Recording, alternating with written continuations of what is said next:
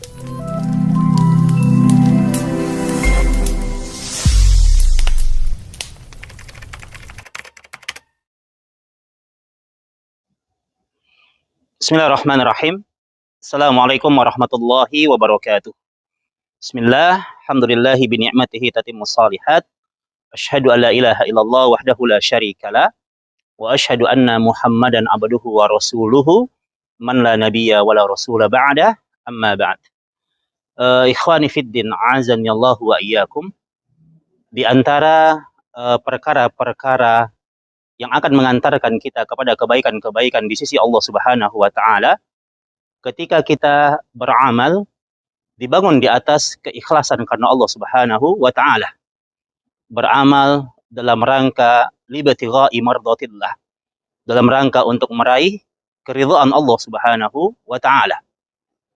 Allah Subhanahu wa taala memerintahkan kepada kita dalam surat Al-Baqarah ayat 5, Allah mengatakan a'udzubillahi minasyaitonir rajim wa ma umiru illa liya'budullaha mukhlishina lahuddin.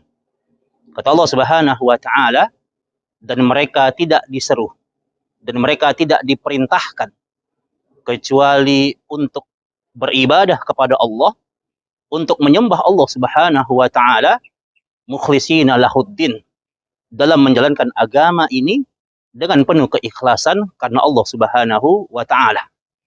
Maka orang-orang yang kemudian mereka beramal dengan mengharapkan keridhaan Allah Subhanahu wa taala, orang-orang yang kemudian mereka beramal dengan mengharapkan kasih sayang Allah Subhanahu wa taala, maka Allah Subhanahu wa taala akan menolong mereka, akan merubah keadaan mereka untuk menjadi lebih baik.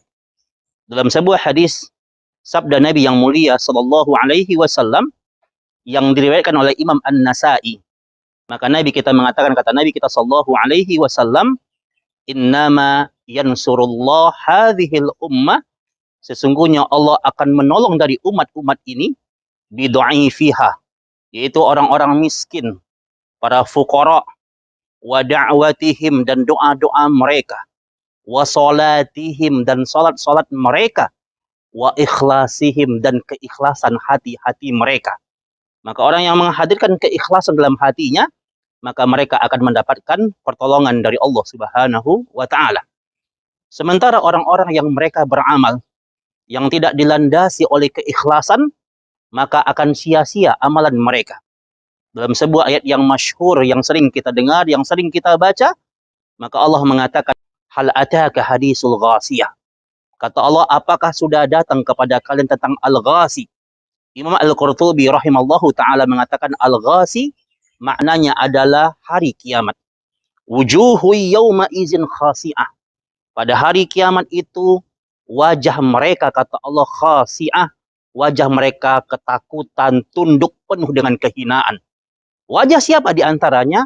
Amilatun nasibah. Imam Al-Qurtubi rahimallahu ta'ala mengatakan amilatun nasibah maknanya adalah orang yang beramal begitu lelah, begitu letih, tapi amalannya sia-sia karena tidak ada keikhlasan dalam amalannya. Dan hasilnya, kata Allah, tasla naron hamiyah, mengantarkan mereka menuju api yang menyala-nyala yang akan mengazab mereka. Wa'iyadu billahi min azabin nar, kita berlindung kepada Allah Subhanahu wa taala dari segala bentuk siksaan api neraka. Ikhwani fiddin, azani Allahu wa iyyakum. Kata Imam Ibnu Qayyim rahimallahu ta'ala dalam kitabnya Al-Fawaid, beliau mengatakan, kata beliau, orang-orang yang beramal tanpa dilandasi oleh keikhlasan, maka kata beliau itu ibarat seorang musafir. Seorang musafir yang melaksanakan perjalanan yang sangat jauh, membawa bekal yang banyak, tapi bekalnya isinya semuanya pasir. Seorang musafir, perjalanan jauh, membawa bekal yang banyak, tapi isinya pasir. Begitu lelah mereka membawanya, tapi sia-sia di hadapan Allah Subhanahu wa taala. Maka mari kita membangun amalan kita dengan penuh keikhlasan. Tidak ada satupun kebaikan amalan ikhlas yang hari ini kita tegakkan kecuali menjadi aset terbaik bagi kita di hari akhirat nanti yang akan menyelamatkan kita dari siksaan Allah Subhanahu wa taala. Ikhwani fiddin, thamarat, buah manis dari keikhlasan ini, maka dia akan mengantarkan kepada sebuah kebaikan di sisi Allah. Orang kalau dia beramal dengan penuh keikhlasan, maka dia akan husnuzon ilallah. Dia akan berbaik sangka kepada Allah di setiap keadaan apapun yang menimpanya. Makanya Zunnun, Nabi Yunus alaihi salam, ketika kemudian dia ditimpa musibah, dia ditelan dalam perut ikan, dan dia mengalami 3 kegelapan. Kegelapan di waktu malam, kegelapan di dalam dasar lautan, dan kegelapan dalam perut ikan, maka dia mengikhlaskan keadaan itu.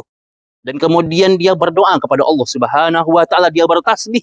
Dia mengatakan la ilaha illa anta subhanaka inni kuntu minadh dhalimin. Dia katakan la ilaha illa anta, tidak ada Rabb, tidak ada Tuhan yang berhak disembah kecuali Allah. Subhanaka, maha suci engkau ya Allah. Inni kuntu minadh dhalimin. Sesungguhnya aku orang-orang zalim. Dia tidak menyalahkan keadaan, tapi justru yang dia lakukan su'uzon bin nafsi wa husnuzon bi ghairi. Dia berburuk sangka kepada dirinya. Dia mengatakan bahwa tidak ada satu pun musibah yang menimpa dia, yang menimpa manusia hari ini, kecuali ada kontribusi maksiat kita di dalamnya. Maka dia berbaik sangka dengan keadaan, dia memperbaiki dirinya. Dan kemudian dia berbaik sangka dengan orang lain. Berbaik sangka dengan perkara-perkara yang lain. Dan kemudian perkara ini mengantarkan dia kepada keselamatan di sisi Allah Subhanahu wa taala. Sampai Allah merespon perkataan Nuh alaihi salam. Kata Allah Subhanahu wa taala, "Laula kana minal musabbihin la labisa fi batniha hatta yauma yub'atsun." Kalau Yunus itu, kata Allah, tidak bertasbih seperti itu, maka dia akan selamanya dalam perut ikan sampai nanti kiamat ditegakkan. La labisa fi batniha hatta yauma yub'atsun. Dia selamanya dalam perut ikan sampai nanti kiamat ditegakkan. Maka ikhwani fillah azani Allahu wa iyyakum. Maka ingat, ketika kita mengikhlaskan sebuah keadaan, kita berbaik sangka kepada Allah, maka ikhlasmu itu akan memperbaiki keadaanmu. Mudah-mudahan Allah memberikan keberkahan untuk kita semuanya, untuk kita beramal dengan ikhlas, agar amalan-amalan kita membawa kebaikan-kebaikan di hari akhirat nanti, menolong kita dari siksaan Allah Subhanahu wa taala. Aqulu qauli hadza, wassalamualaikum warahmatullahi wabarakatuh.